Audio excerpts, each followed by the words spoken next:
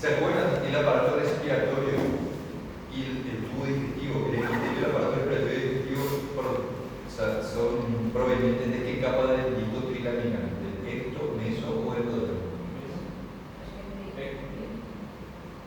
Endodermo.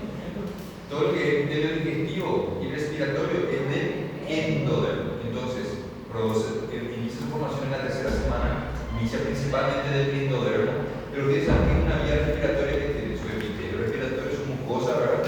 Así también tiene cartílagos, tienen fibras musculares, ¿cierto?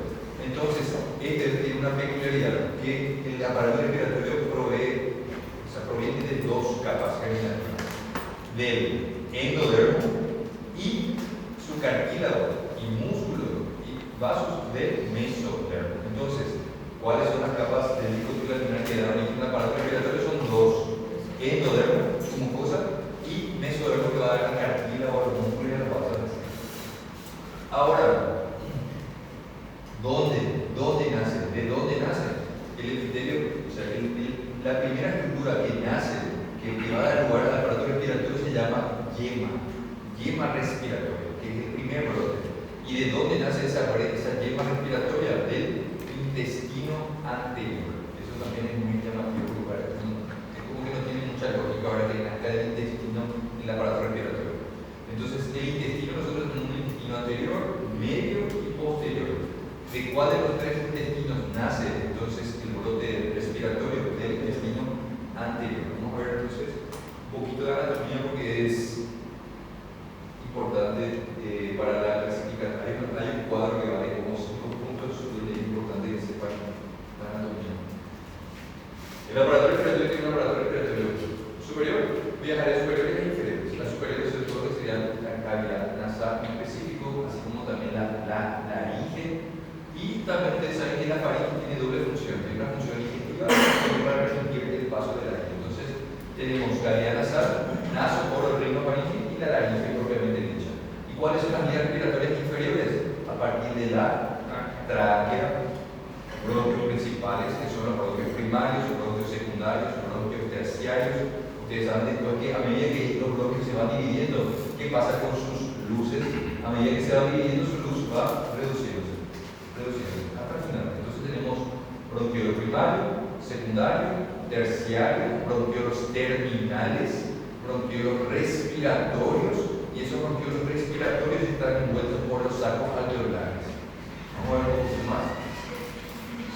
Entonces, a medida que va dividiéndose, va disminuyendo el grosor, digamos, la luz de su luz, el diámetro de su luz. Bronquio primario, bronquio secundario, bronquio terciario. Después del bronquio terciario ya viene el bronquiolo. Pero hay dos tipos de bronquiolos: el terminal y el respiratorio. Bronquiolo terminal es aquel que todavía no está cubierto por sacos alveolares. Y bronquiolo respiratorio como tal va a ser aquel que ya está cubierto por los alveolos. ¿Dónde ocurre el intercambio de gases? En el alveolo, pero también en esos bronquiolos respiratorios. Vamos a mirar un bronquio respiratorio. Dijimos que viene la tráquea, bronquio primario, bronquio secundario, bronquio terciario, bronquiolos terminales, y haciendo un corte aquí, vemos un bronquiolo terminal y estos bronquiolos respiratorios están ya cubiertos por los sacos alveolares. Entonces, ¿dónde se lleva a cabo la respiración? El intercambio de gases, principalmente en los alveolos, pero también ya en esos bronquiolos respiratorios, también ya tienen la capacidad de ese intercambio de gases. Entonces, no se olviden de esa secuencia. Es bronquio primario, que son los principales, derecho e izquierdo, bronquios secundarios, bronquios terciarios. Después de los bronquios terciarios vienen los bronquiolos, que son los de menor tamaño. Tenemos dos tipos de bronquiolos: terminales, y después los últimos, ¿cuáles son? Los bronquiolos respiratorios. ¿Por qué se llaman respiratorios? Porque ellos están envueltos, cubiertos por los sacos alveolares. ¿Y por qué se llama respiratorio? Entonces, porque ya tiene la capacidad de intercambio de gases. No se olviden de esa secuencia, porque después vamos a hablar de un cuadro donde habla de la duración pulmonar y donde esta secuencia es muy importante. Si aprendieron esto que acabamos de mencionar, va a ser más fácil el cuadro para ustedes. Perfecto. Entonces, dijimos que en estos sacos alveolares que va a producirse el intercambio de gases. ¿Cómo se produce el intercambio de el aire ingresa, el oxígeno ingresa dentro de esos sacos, se absorben por estos capilares que cubren a estos alveolos, y estos se llaman capilares alveolares. Es en esos capilares alveolares donde realmente ocurre la absorción de oxígeno y la eliminación de monóxido de carbono, gracias a los capilares. ¿Está bien? Entonces, ¿cómo se llama este bronquiolo? Respiratorio. Y se dan cuenta la forma de los sacos alveolares que son distendidas y abiertas. Eso es gracias a un producto o una sustancia llamada surfactante que evita de que ellos colapsen. Entonces tenemos que conocer un poquito sobre la histología, no mucho de epitelio, sino más bien dos tipos celulares principales, que son neumocitos tipo 1 y neumocitos tipo 2. Los neumocitos tipo 1, ¿cuál es su función? Su función es estructural. Ellos le dan la estructura a los alveolos y le dan el soporte al neumocito tipo 2. ¿Y cuál es la función del neumocito tipo 2? Producción de surfactante. ¿Para qué? Para impedir que esto colapse y de esa manera para permitir, digamos, la oxigenación. Entonces, no se olviden de esos dos neumocitos, tipo 1 y tipo 2. Y el surfactante que ayuda a evitar el colapso. Ok. Primorio respiratorio. ¿Cuándo inicia? Dijimos, tercera semana. ¿De dónde surge? El primer esbozo, que es la yema, origina del endodermo, del intestino anterior. ¿Se acuerdan que nosotros mencionamos que va a surgir tanto del endodermo como de quién? Del mesodermo. Entonces el aparato respiratorio surge de endo y mesodermo. Endodermo es lo que le va a dar su mucosa y lo que es cartílago, músculo y vasos de todas las vías, mesodermo. ¿De qué intestino va a surgir? Del intestino anterior, medio o posterior, es del intestino anterior. Del intestino anterior. Surge del intestino anterior. Acá vemos la porción cefálica, vemos la coda del cristalino, esto eran las bolsas faríngeas, ¿se acuerdan? Las bolsas faríngeas que van a dar lugar a todas las estructuras del cuello en específico. Esto debe estar en el área cardíaca. Y haciendo un corte aquí para visualizar la región posterior, vemos como estas son las cosas, los arcos faríngeos: 1, 2, 3, 4. Entonces, ¿a qué nivel del arco faríngeo empieza a formarse la vía respiratoria? O sea, la tráquea en específico, a través del cuarto, acá, surco laringotraqueal. Entonces, a partir del cuarto arco faríngeo. Pero surge entonces de qué parte del intestino, de qué porción del intestino. El intestino anterior, y tiene un estrecho contacto al inicio con el esófago. De hecho, el contacto va a ser tan estrecho que ellos están unidos por un tabique, que se va a llamar tabique tráqueo-esofágico. ¿Vale? Voy a buscar una foto. Nuevamente, este es el intestino anterior, que va a estar compuesto por todo lo que es faringe, esófago, hasta la región, la porción inicial del propio estómago y duodeno. A partir del duodeno, porción inicial, yeyuno, íleon, todo eso es intestino medio. Intestino posterior sería colon. Entonces, intestino anterior, medio, que está en contacto directo con el cordón. Y luego tenemos el intestino posterior. ¿De cuál de esos tres intestinos surge el aparato respiratorio? Divertículo del intestino anterior. Entonces, directamente el intestino anterior. Va a tener un contacto estrecho con qué? Este es el estómago. Entonces, ¿esto qué sería? Esófago. Entonces, va a tener un contacto estrecho con el esófago al principio. Y ese contacto va a ser tan estrecho de que van a formar un tabique llamado tabique acá. Traqueoesofágico. Este es el esófago, este es la porción anterior del intestino. Y el intestino divertículo respiratorio que está unido directamente en contacto directo con él. Esto así debe ser al inicio, pero a medida que pasan los días, ¿qué debe pasar con ese tabique? Se debe cerrar y se debe separar uno de otro. Ahora, si no ocurre esa separación, se va a formar un defecto llamado fístula. Se va a formar una fístula tráqueo-esofágica, con las consecuencias de infecciones de la repetición, reflujo, etc. Entonces, es así, al principio está en contacto directo con el intestino anterior. ¿Con qué parte del intestino anterior? Principalmente con lo que sería el esófago. Y tenemos un tabique llamado tabique tráqueo-esofágico. Ahí vemos entonces ese tabique tráqueo-esofágico. Hacia el final de la cuarta semana, ese surco laringotraqueal muestra evaginaciones, formando un divertículo laringotraqueal. O sea, se forma a medida que va creciendo. ¿Cómo se dijimos que así que este es el divertículo? Que es un fondo de saco ciego. ¿Por qué se llama fondo de saco ciego? Porque no tiene una continuidad terminal.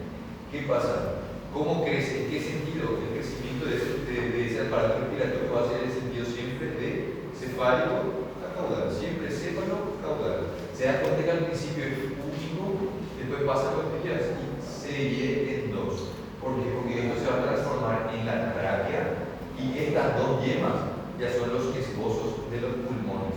Es decir, que a partir de esta tráquea se va a formar primero el bronquio principal derecho y izquierdo, y de esos dos bronquios van a brotar los respectivos pulmones. Entonces, ¿dónde surge el divertículo respiratorio? En el intestino anterior. ¿Qué porción del intestino anterior? Esófago. ¿Cuál es la primera estructura del aparato respiratorio que se forma? Es la tráquea. Primero la tráquea, porque dijimos debe ser céfalo caudal. Primero la tráquea, después se forman los esbosos pulmonares, los dos, que van a dar primeramente lugar al bronquio principal derecho y izquierdo, y después los respectivos pulmones. Vemos entonces, se va formando. Dijimos que lo primero que se formaba era la tráquea, después se formaban los dos bronquios principales, después a medida que pasen los días, esos dos bronquios principales van a dar bronquios secundarios, bronquios terciarios, y también ya va a aparecer el propio pulmón. Entonces los pulmones brotan a partir de los bronquios principales. Entonces, ¿cuál es la primera estructura del aparato respiratorio en ser formada? Recuerde que es la tráquea. Es la primera en ser formada. Y desde ahí es para abajo.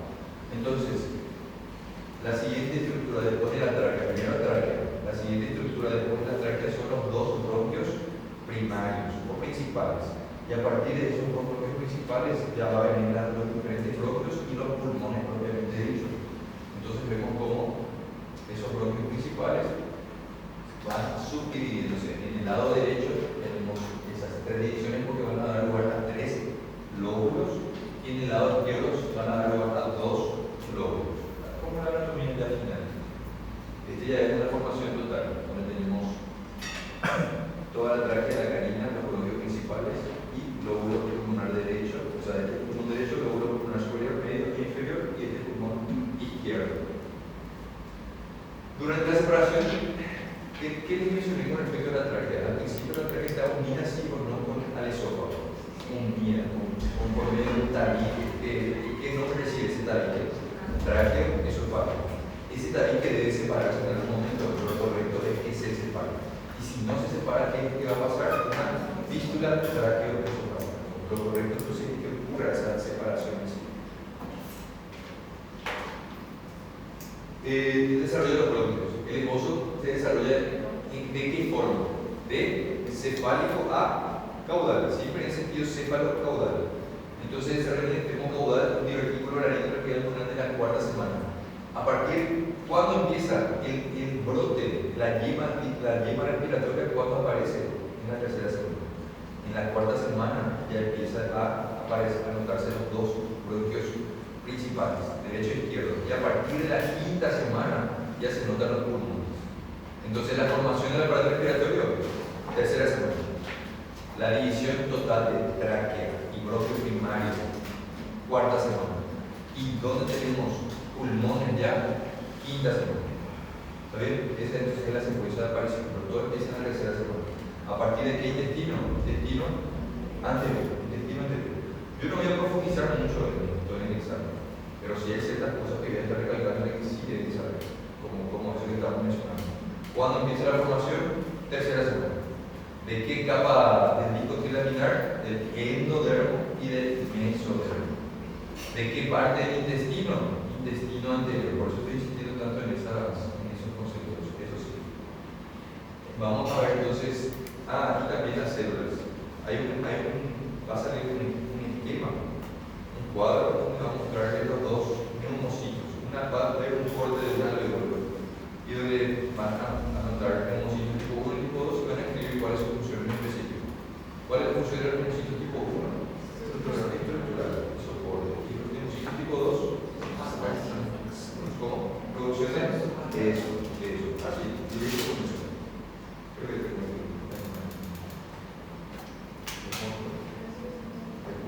que esta imagen va a salir. Thiago.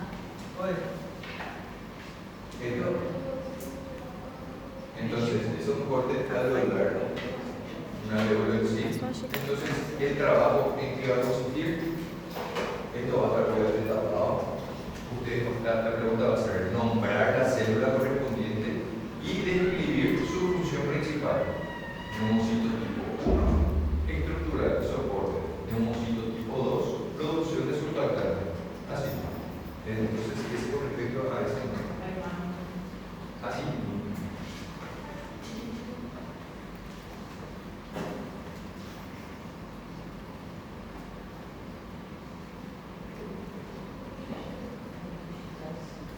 Este es un poco acá. Dijimos que se forma la tráquea. La tráquea después forma los bronquios primarios, secundarios, terciarios y el propio pulmón. Así es como va a crecer. ¿Dónde se empieza a formar el aparato respiratorio? Ustedes saben que en la vida adulta nosotros tenemos una cavidad pericárdica, tenemos una cavidad pleural y tenemos una cavidad abdominal o peritoneal totalmente separadas unas de otras. Solo que en la etapa inicial esas cavidades están en contacto, están en comunicación total. ¿Por qué? Primero porque todavía no se forman las membranas y segundo porque todavía no se forma el diafragma. Entonces vamos a hablar también de la formación del diafragma. Una vez que el diafragma se forma, ayuda a dividir la cavidad abdominal de la cavidad torácica. ¿Qué pasa? Ese pulmón, cuando se está formando, se encuentra en un espacio llamado canal pericardio peritoneal. Es un canal que une pericardio con el peritoneo. Es una vida adulta. Ese canal existe. Normalmente sí. Un canal pericardio peritoneal. No, porque ya mencionamos que una vez que se forma por completo, cada uno se queda en su espacio correspondiente. Entonces, como esta es una etapa inicial, vemos que esos dos canales están en contacto ahora. Y más gracias a la formación y inauguración del aparato respiratorio, también esos dos canales se van a separar. ¿Por qué? Porque a medida que el pulmón crezca, se va a expandir lateralmente, ¿cierto? Lateralmente, con su pleura. Entonces va a obstaculizar por completo este espacio, permitiendo que esto que está arriba sea el canal pericardio y esto que está abajo se va a volver el canal peritoneal. Ya no van a tener un contacto directo. ¿Gracias a qué? Gracias a la existencia de los pulmones y de un músculo. ¿Cómo se llama? Eso. Ahí se van a separar. Pero al inicio entonces están dentro de un canal que conecta el pericardio con el abdomen, el peritoneo. Pero ¿qué pasa? Dijimos, esto va creciendo lateralmente hasta ya después formar un canal totalmente pericardio, un canal totalmente abdominal o peritoneal y un canal pleural. ¿Se acuerdan ustedes de que el mesodermo lateral sería una esplagnopleural y una somatopleura? Dijimos que la esplagnopleural era la que daba la boca parietal o visceral. Tenemos esplagnopleural y somatopleura. Una de las dos la daba boca parietal y otra la boca visceral de la pierna. ¿Cuál? Eso, esplagnopleural es boca visceral o pleura visceral y la somatopleura la parietal. Entonces, eso, una vez que se forman ya lo que sería la pleura y la cavidad pleural, y cuando los pulmones abarquen todo su territorio correspondiente, entonces, ¿cómo se va a llamar esta cavidad que se encuentra ahí? Cavidad. Esa es la de arriba, pericardio, y la de abajo, peritoneal. Y donde se encuentra en los pulmones, sí se va a llamar la cavidad pleural. Ahí se separaron por completo. Y esa separación se va a ver reforzada con la formación del diafragma. También vamos a hablar entonces de cómo se forma ese diafragma. Entonces todo el pezón, vemos cómo va progresando, se va expandiendo lateralmente hasta que se forma por completo ya todas las vías respiratorias finales, todos los lóbulos pulmonares y con sus respectivas pleuras. Y con eso entonces se separan esas tres cavidades que al principio estaban todas interconectadas. Esto, ahora es un pulmonar acá en el cuadro, que es importante que sepan, es este cuadro. Es importante que sepan, de aparato respiratorio, la maduración pulmonar es una pregunta clásica. Y van a entender ahora el por qué les dije que eso de, ¿se acuerdan que al principio de la clase mencionamos la secuencia de formación de la tráquea, bronquio primario, secundario, terciario, bronquio terminal, respiratorio y alveolo? En esa secuencia, si aprendieron esa secuencia correcta, esto va a ser más fácil. ¿Por qué? Porque habla de la formación de cada una de esas vías en sentido, en un orden cronológico. Tenemos en primer lugar un periodo pseudoglandular. Tenemos un periodo canalicular, sacular y alveolar. Esa secuencia deben saber en orden para que tenga sentido. Pseudoglandular, canalicular, un periodo sacular o saco terminal, y por último el alveolar, porque por último se van a formar los alveolos. Ok, ahora, ¿por qué les dije que es importante esa secuencia? Vamos a ver que acá hay dos cosas que deben saber. ¿Cuándo, en qué semana ocurre cada periodo y qué se produce en cada periodo? El periodo pseudoglandular se extiende entonces desde la semana 5 a 16. Después de 16 a 26, esta se va a extender de los 26 hasta el nacimiento, y el periodo alveolar se extiende desde los 8 meses y dice hasta la niñez, pero hay una edad en específico de eso. 8 meses hasta los 8 años. Hasta los 8 años, porque hasta los 8 años es realmente ocurre la maduración total de los alveolos. Entonces, el periodo pseudoglandular inicia ya la vía intrauterina, semana 5 a 16. Canalicular 16 a 26. Sacular va a ser entonces 26 hasta el nacimiento. Y el último periodo, que es el periodo alveolar, es desde el octavo mes, ¿verdad?, de vida intrauterina hasta el octavo año de vida extrauterina. Ese es donde ocurre la maduración total. Ahora vamos a hablar de qué sucede en cada una de esas etapas. En el periodo pseudoglandular, dice, se forman bronquiolos terminales.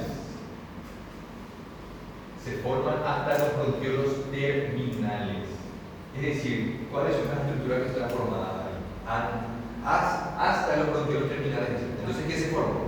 Tráquea, bronquio principal, o sea, primario, secundario, terciario, bronquio terminal. Eso, hasta ahí es. Y te dice acá, los bronquiolos respiratorios o alveolos no están presentes. Entonces deben saber que es hasta bronquio terminal. Entonces está formada tráquea, bronquio primario, secundario, terciario y bronquio terminal. Hasta ahí quedamos. Quiere decir que de acá en adelante tiene que venir lo siguiente. En el periodo canalicular, ¿qué se forma? Cada bronquio terminal que se formó anteriormente se divide en dos o más bronquiolos respiratorios, que a su vez se dividen en conductos alveolares, pero no hay sacos alveolares. ¿Por qué? Porque los sacos alveolares, ¿dónde se van a formar? En el periodo sacular. Entonces, en el pseudoglandular, ¿hasta dónde se formó? Hasta los bronquiolos terminales. En el canalicular, bronquiolos respiratorios. Ahora, en el periodo sacular se forman los sacos alveolares. ¿Y cuál es la diferencia acá con este y este? Entonces, porque los dos tienen alveolos.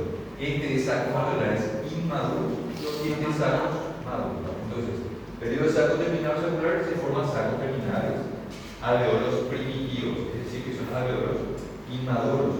Y ustedes se acuerdan que el intercambio de gases ocurre gracias a los alveolos, también a los capilares alveolares. Entonces, estos también tienen alveolos primitivos y sus capilares también son inmaduros. Los capilares que están estableciendo un contacto íntimo también son inmaduros. Entonces hay saco alveolar y capilar inmaduro. ¿Y la diferencia con esto? ¿Cómo lo va a hacer? Que estos van a producir alveolos maduros y capilares maduros. Los alveolos son maduros y están en contacto directamente con capilares ya bien desarrollados. Sí. O feto, quando nasce, ele pode nascer na água, como se diz, ele consegue respirar debaixo da água por causa desse, quando fala totalmente desenvolvido, ou tem um período que ele pode ficar debaixo da água? No, debe ser un líquido muy parecido, modificado como parecido al líquido amniótico. No puede ser en cualquier líquido como el agua, no. Debe ser un líquido modificado que tenga las características. Mas quando. Não, confundindo, olha só, quando a criança nasce, o cordão umbilical, ela tem a possibilidade de respirar pelo nariz, mas ela fica ainda com o pulmão cheio, então não quer dizer que ela vai respirar dentro d'água, porque se respirar dentro d'água vai entrar no pulmão. Não tem essa possibilidade. A criança nasce ali, ela fica nadando, ela boia, ela sobe, ela faz aquele mergulho e sobe. Já viu em piscina? A mesma coisa. A criança, o cordão umbilical, ela ainda está escondida no pulmão, então ela sobe. Não quer dizer que ela fica mergulhando debaixo d'água. Quando faz parto embaixo d'água, a criança tem que nascer totalmente submersa. Se ela sair um pouquinho da água, ela respira, ela não respira. Isso, se ela não sabe por que já sobe.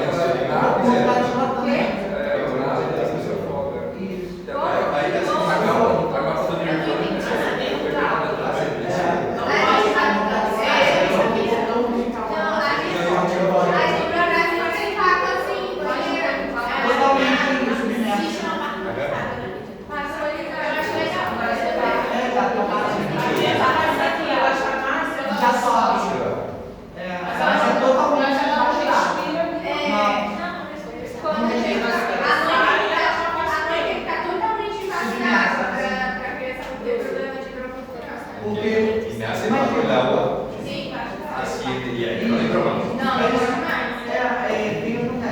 Como o cordão umbilical acabou de ser cortado, ainda não teve aquela sensação de ar, contato com o ar. Então não entra, então ela vai subir e vai ser liberada. Como saber o momento certo para subir a criança? Como? Como saber o momento certo para subir a criança? Ela mesma sobe.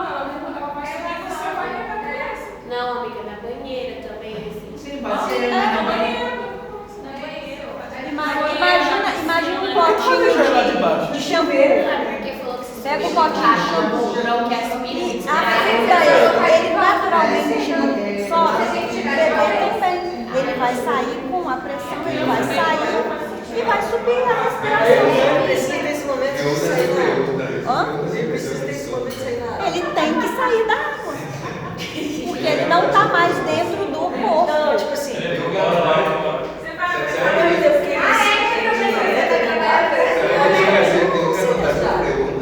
Pode ser no centro, como a gente está acostumado. Suelen tener preguntas muy agresivas. Obrigatoriamente ele tem que descer equilibrado. A mãe. Meu bem, não. No Brasil?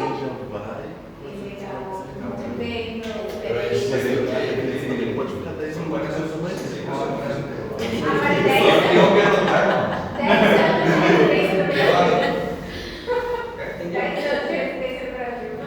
Acho que são 6 anos. Que bagunça. 5. Mas a cara.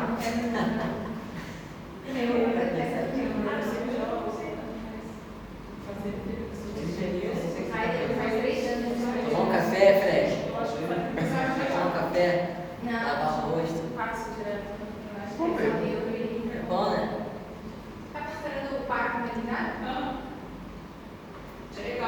Al principio del video sabía de qué se trataba. Bueno, entendieron entonces esto cómo se dio cuenta no es tan complejo. Al final lo que deben saber es los 4 nombres y las etapas, las semanas. ¿Verdad? Entonces la primera es pseudoglandular, la segunda es canalicular, la tercera es saccular y la cuarta es alveolar. La primera es pseudoglandular, es donde se forma la gran parte, donde se forma tráquea, bronquio primario,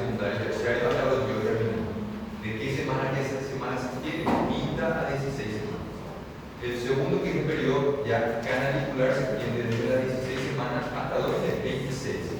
Se quedó en bronquiolos terminales. Entonces, ¿qué debemos seguir ahora? Bronquiolos respiratorios. El periodo sacular, ¿por qué se llama sacular? Porque se forman los sacos alveolares. Pero como van a ser sacos alveolares inmaduros o primitivos. ¿De dónde a dónde? O sea, ¿desde qué semana se extiende hasta cuándo? Es 26 hasta el nacimiento. Se forman los sacos, hay alveolos y hay capilares, pero los dos son primitivos. Y esa es la principal diferencia con el último periodo, que el alveolar donde se encarga ya de la maduración final. Es decir, que se forman alveolos maduros, capilares maduros. Y recuerden que de dónde a dónde se extiende. Octavo mes de vida intrauterina hasta el octavo año de vida extrauterina. Es ahí donde realmente ya ocurrió la maduración total del sistema respiratorio. Si el paciente, pregunto, si el feto nace en esta etapa, si el parto ocurre en la etapa de periodo pseudoglandular, ¿les parecería que sería viable con la vida? No. ¿Canalicular viable con la vida? No. Acá, a partir de ahí, ya se puede. A partir de ahí, en las 26 semanas se podría intentar.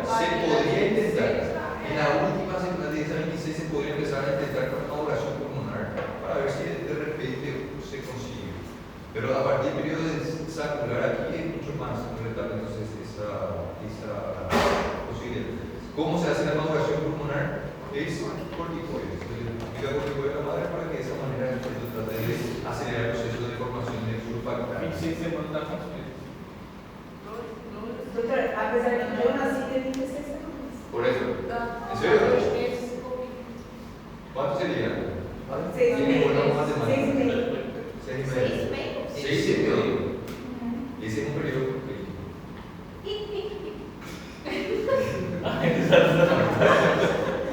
Ah, gente, eu já aprendi que você pensava. É explicado, vocês não viram a Kathleen. A Kathleen é pior. Ai, eu sei bastante coisa. A gente está. Um dia eu vou embora com ela, sai de pau. Ela quase me derrubou. Eu não consigo fazer aquela ajudou o Thiago a subir a porta. No falta lo último, enfermedades asociadas. Enfermedades asociadas. ¿Se acuerdan que hablamos de una enfermedad? Dijimos que existía un tabique en el tracto esofágico. Dijimos que ese tabique debería desaparecer y separarse por completo. ¿Qué enfermedad se va a formar cuando el tabique en el tracto esofágico no desaparece? Entonces la primera patología, fístula tracto esofágica. ¿Por qué se produce? Por la falta de esa desaparición del tabique. ¿Qué consecuencias va a traer esto en la criatura? Infecciones, neumonía, a repetición, fístula tracto esofágica. Entonces, tiene corrección quirúrgica, no, por suerte no son letales, solo que causan múltiples infecciones en repetición. Ahora, sí, tráquea y el esófago. Generalmente, ¿qué pasa? Se pueden formar estas fístulas. Fístulas significa comunicación anómala entre dos superficies que no deberían estar en contacto entre sí. Entonces, eso sería una fístula. ¿Cuál es la causa de la fístula traqueoesofágica? Principalmente las causas pueden ser dos. Pueden ser congénitas o adquiridas. Nosotros estamos hablando de las congénitas. Ahora, una persona adulta puede tener una fístula traqueoesofágica adquirida porque adquiere cáncer, tuberculosis, sífilis, una sífilis extensa que pueda afectar. Mas eu saio para quem precisa essa cirurgia que vem aqui não aparece Esofágica. ¿Quién? um médico que vem a cada semana que faz essa cirurgia. Hablaron de eso. Acho que é Entonces hablaron de la fístula, justamente de la fístula que hace aquí traqueoesofágica. ¿Sí? Les comentó que tiene éxito, buena tasa de éxito en la cirugía. Entre todas las patologías están hacen una traqueostomía provisoria y abren a lateral y religa o esófago. Sí, tratan de recanalizar eso. Si hay necesidad, prótesis. Prótesis, ¿sí? Dependiendo de la ruta. Incluso en ocasiones se puede usar partes del propio tubo intestinal para usar. Para subir o esófago. Ok, fístula. Entonces, ¿por qué se produce la fístula? El concepto era ¿por qué? Porque falta de la separación de ese tabique cardiosofágico. Pasamos a la siguiente. Este es muy común, este es muy frecuente. Síndrome de dificultad respiratoria del recién nacido. Síndrome de dificultad respiratoria. Fíjense, esto es un salto al dolor normal y este es anormal. ¿Qué les parece que está causando? ¿Qué pasa? ¿Cuál es la principal diferencia? Acá este está colapsado, entonces el problema es falta de surfactante. ¿Quién les parece que tendría falta de surfactante? ¿Un prematuro o un postmaturo? ¿O un paciente de término o pretérmino? Pretérmino. Entonces, la mayoría de las criaturas que van a sufrir este síndrome de dificultad respiratoria van a ser pretérmino. Pretérmino es antes de 37 semanas. ¿Por qué? Por disminución de qué? De surfactante. Una cantidad insuficiente de surfactante con lugar de colapso y por eso es eso. Ahora, ¿esto es letal? No. Se le aplica surfactante, se le da corticoides, incluso se le da surfactante ya al propio bebé para que empiece la maduración. Así que tampoco es letal. Sí, también, claro, puede ser letal. Por eso que el niño llora cuando nace, porque vai. El que llora. El que no llora es el que tiene que preocuparse. El que no llora tiene que preocuparse. El que no llora. Porque é a hora que o local se abre. Ele se abre. Antes se hacía eso. Eu senti, eu lembro até hoje a dor. Cadê o café? Tá ali, ó. Ah, sí. Yo pensé que tenía que ir aquí.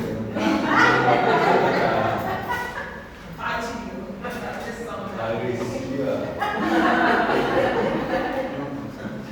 Quite broncogénico. Su pulmón ya se recuerda. Quite broncogénico. ¿En qué consiste? ¿Ustedes alguna vez escucharon sobre un quiste tirogliloso? Hay quistes tiroglilosos, hay quiste broncogénico. ¿En qué consiste? Cuando se acuerdan que dijimos que primero se forma la tráquea y de arriba para abajo todo lo demás, tráquea, bronquio primario, secundario, terciario. Y cuando va bajando la tráquea y cuando va a formarse el bronquio primario, en ocasiones, ustedes saben, ven que los bronquios tienen forma tubular. Y en ocasiones, ¿qué es lo que sucede? Ese túbulo se sacula, forma una protuberancia, una pelota. En fondo de saco ciego, como era acá, forma un quiste, por eso se llama quiste. Un quiste que era de estructura bronquial. Y ese quiste que hace atrapa aire constantemente. Ese epitelio le va a tener secreción, ¿sí o no? El epitelio respiratorio tiene secreción, ¿sí o no? Sí. Entonces, ¿qué va a pasar con ese quiste? Atrapa aire y atrapa secreciones. Y si hay secreciones dentro, ¿a qué va a predisponer? Infecciones. Entonces, estas patologías no son letales tampoco, pero sí predisponen a una infección a repetición. El tratamiento sería retirar el quiste. No son, hasta ahora las patologías, la anterior fue una de las un poquito más complejas, pero también tiene excelente pronóstico. Entonces, quiste broncogénico. Ahora, este es llamado secuestro broncopulmonar. Secuestro broncopulmonar. ¿Qué es lo que sucede? Es una formación poco común en la cual existe un área de tejido pulmonar que no funciona correctamente. ¿Por qué? Por dos motivos. Porque este es un pulmón sano y esta es la parte enferma. Pulmón sano, parte enferma. Todo esto es la parte enferma. ¿Por qué dice que no funciona correctamente? Porque ustedes saben que todas las vías respiratorias deben estar interconectadas, ¿sí? De alguna u otra manera. Este tejido pulmonar que está ahí es un tejido aberrante, porque él tiene vías respiratorias, pero sus vías respiratorias no están en contacto con el tejido normal. Así también, él recibe su nutrición de otra arteria. Acá debería recibir la nutrición por medio de la arteria, ¿cuál? Pulmonar. Y él no recibe de la arteria pulmonar, él recibe una irrigación directamente de la aorta. Entonces son dos características diferentes que tiene. Una característica, ¿cuál es? Que no comparte, no se conecta su vía respiratoria con el resto del pulmón sano. Y la segunda característica es que no se nutre por la arteria pulmonar, sino por una arteria que es rama de la aorta. Pero es funcional, entonces. ¿Cómo? Pero es funcional, Sí, es cierto, funcional a cierta medida, pero no es como funciona de alguna manera. Solamente que no cumple su rol como tal, que sería el intercambio de gases. Es como un parásito. También es como un parásito. En principio. Entonces no hay. De alta mortalidad, tampoco. No es. Hasta ahora no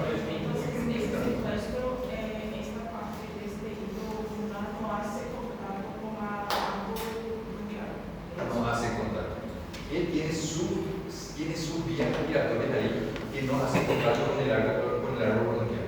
Y él se nutre por una arteria que viene de la circulación sistémica, que es rama de la aorta, no de la arteria pulmonar. Entonces, no funciona correctamente y no se comunica con el árbol bronquial normal. Y en lugar de recibir su suministro de las arterias pulmonares, es irrigado por una arteria aberrante de la circulación sistémica, generalmente de la aorta. Eso es entonces secuestro bronco-pulmonar. ¿Cuál es el sí? Hay artéria pulmonar. Então ali ele só está tirando um pouquinho do oxigênio, por isso que é o sequestro. Ou está saindo da aorta e entrando também. Está entrando sangue pela aorta, mas continua também entrando pela artéria pulmonar. En el pulmón sano sí, en él no. Ah, tá. Él no, en el pulmón sano sí. Él no manda el enfermo, él no manda la parte aberrante. No tiene función respiratoria esa parte. No. Ah, então não. É só respirar. Es un parásito que está viviendo ahí. As almas. Esto todo es un pulmón funcional. Só está sendo irrigado. Este nomás es el único que no, por eso se llama secuestro bronco-pulmonar. No tiene contacto con sus vías respiratorias y no tiene tampoco la nutrición del específico. Pero mire, está donde se encuentra. Fíjense que se va a encontrar en su base o su vértice por la imagen. Generalmente es en la base y el pulmón más afectado suele ser el lado izquierdo. El pulmón izquierdo más afectado. Entonces acá sería su cara de aspirina, entonces más frecuentemente entonces afectado es la base del pulmón izquierdo. Pero el concepto entonces, estas patologías, todas estas, bronquitis, síndrome de dificultad respiratoria, fístula, esto va a salir en el examen. Ya de hecho les dimos muchos exámenes donde les pido que paren, ¿verdad? Le va a poner en una opción, le va a poner las patologías y en otro cuadro le va a poner a ustedes las respuestas. Entonces ustedes van a ir pareando. Así que si dicen aquel pulmón, desvío pulmonar, cuya vía respiratoria no está en contacto con las vías respiratorias principales del pulmón sano y recibe irrigación de la arteria aorta, la respuesta entonces sería secuestro bronco-pulmonar. Ele aquele cianos. Estos son asinóticos. ¿Por qué? Porque del 100% esos son asinóticos. Vive normal. Sí. Solo no va a ser un atleta. No. ¿Y qué pasa? Al ser un pulmón, digamos, no totalmente funcional, es un blanco muy factible para cualquier tipo de infecciones. Entonces, ellos sí lo que suelen preceder, o sea, estos pacientes son inmunocomprimidos, o sea, inmunodeprimidos, ¿qué es lo que pasa? Como él recibe sangre directamente de la aorta, ellos son muy susceptibles a, ¿cómo se llama? Lo que es bacteriemia, septicemia, entonces ahí si el paciente, estos pacientes al nacer con una malformación, ustedes saben que existe la alta chance de que tengan otras malformaciones, principalmente cardíacas o renales. Entonces en algún momento se puede complicar, pero la funcionalidad pulmonar del resto del pulmón sano es la misma, por eso son asianóticos. Ellos son asianóticos, no son cianóticos. Pero sí pueden predisponer entonces a que, más bien a procesos infecciosos a repetición. Hay una pregunta que va a ser abierta. Esta.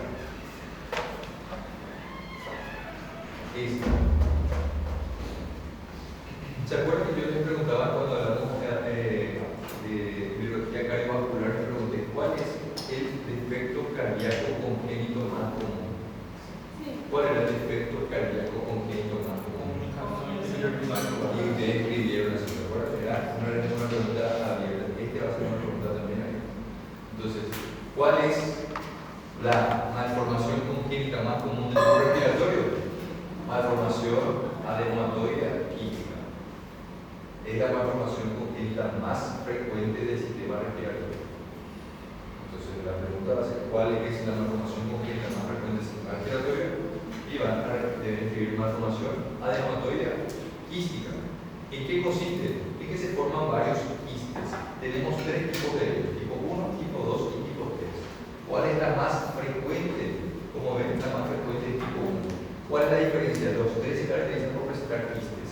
Los tres se caracterizan por presentar múltiples quistes. La diferencia está en el tamaño de los quistes. Tipo 1, que es más frecuente, tiene tamaños quísticos mayores. Tipo 2, medios. Tipo 3, microquistes. Entonces, tipo 1, que son los más frecuentes, tienen quistes mayores. ¿Mayor a qué? A 2 centímetros. Son mayores. Tipo 2, tienen quistes, son múltiples, pero tienen tamaños menores a 2 centímetros. Y tipo 3, también tienen quistes múltiples, pero la diferencia es que son microquistes. Y esos microquistes se consideran menores a 0,5 centímetros. Vemos una imagen y es esta. Tipo 1, quistes múltiples de mayor tamaño, mayor a 2 centímetros. Tipo 2, quistes múltiples menores que estos, menores a 2 centímetros.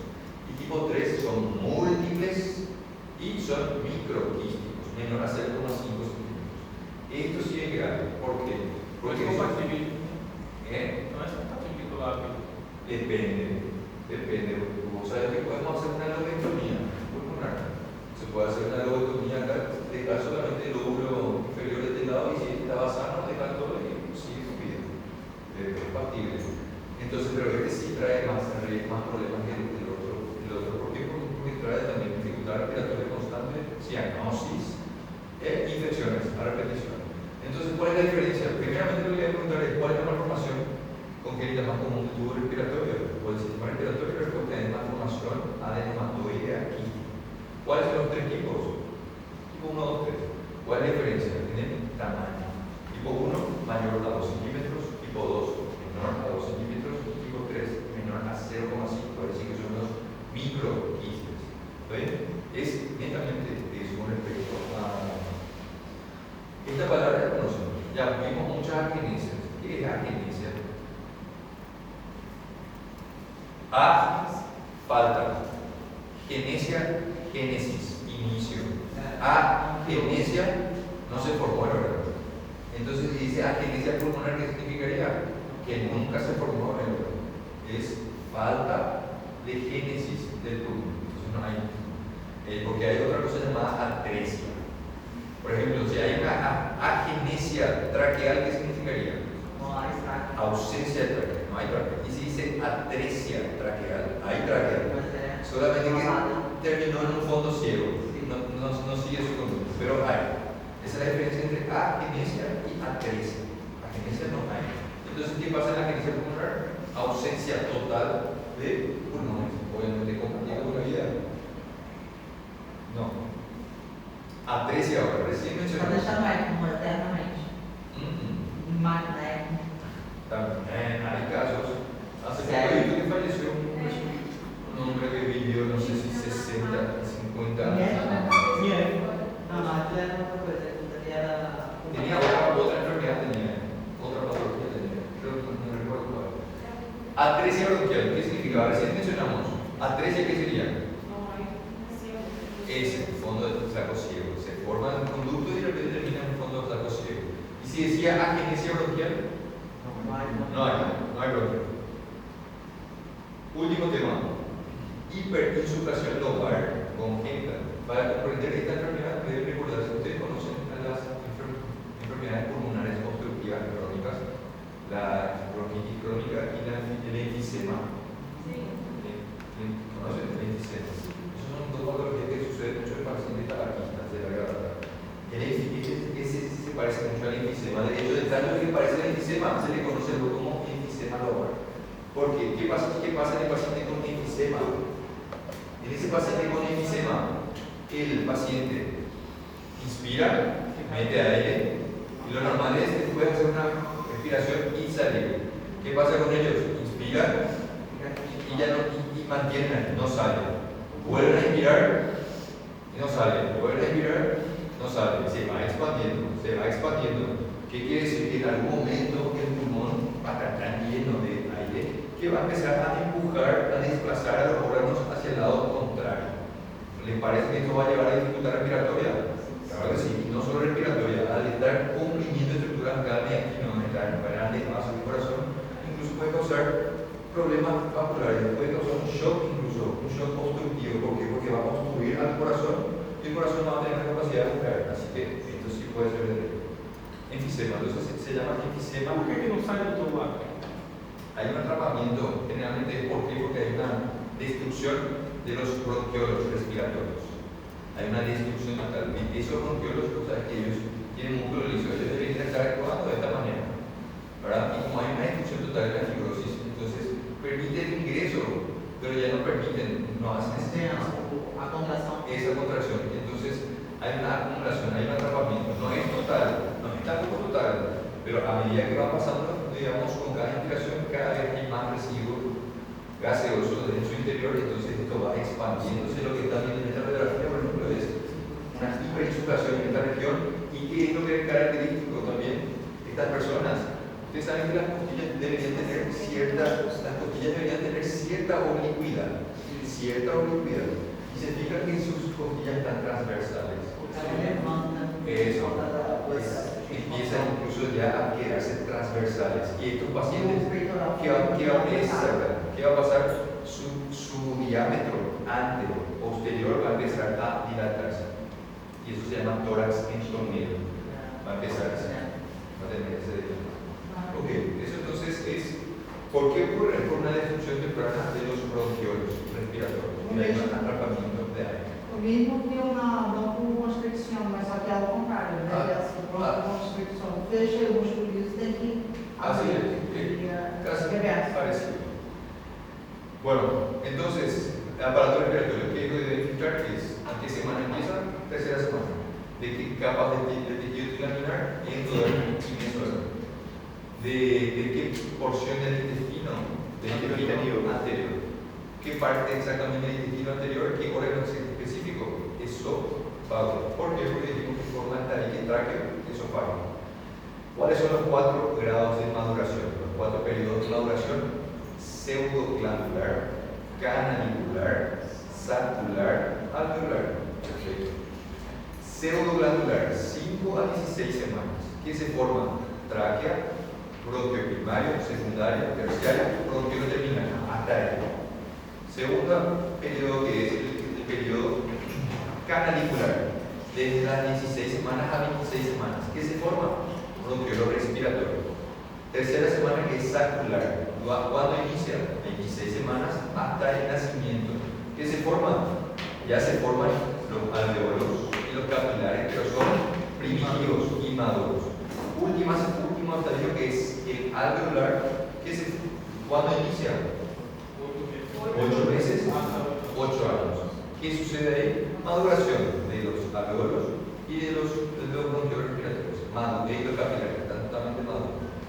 ¿Cómo entonces se llama aquella patología en la cual hay un tejido pulmonar que su vía respiratoria no está en contacto directo con la vía respiratoria del pulmón sano y recibe una irrigación de la aorta? ¿Cómo se llama? Secuestro pulmonar. ¿Cómo se llama aquella patología en la cual el bronquio, durante su etapa de desarrollo, en vez de canalizarse y continuar, se adquiere una forma quística? Quiste broncogénico. Entonces, ¿cómo se va a llamar aquella patología en la cual no se desapareció, no se destruyó por completo el tabique traqueoesofágico? Fístula traqueoesofágica. ¿Cómo se llama la patología donde no hay tejido pulmonar? No hay. Agenesia pulmonar. ¿Cómo se va a llamar aquella patología donde hay tejido bronquial, pero ese bronquio termina en un fondo de saco ciego? Atresia bronquial, se va a llamar eso, ¿verdad? ¿Y cuál es la malformación congénita más común del sistema respiratorio? Malformación adenomatoidea quística. ¿Cuáles son los tipos? 3. ¿Cuál es el más frecuente? 1. ¿Y cuál es la diferencia entre los 3? Tamaño de los 3 tienen tamaños comunes, aquí es múltiple, pero la diferencia de tamaño. Tipo 1 tiene tamaño mayor a 2. Tipo 2 menor a 2. Y tipo 3 son los microquistes, menor a 0,5 centímetros. Creo que eso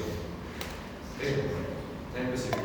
Pero entonces, yo para el próximo viernes hacemos, ustedes saben que nuestro examen final